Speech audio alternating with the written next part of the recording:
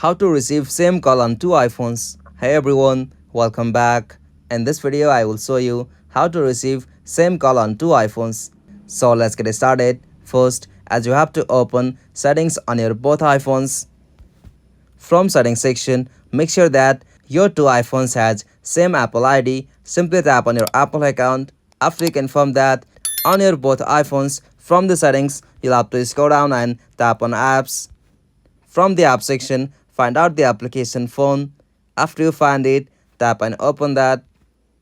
From phone section, you'll have to scroll down and look for the option for call other device. Simply after you find, tap and enable that for allow call on other device.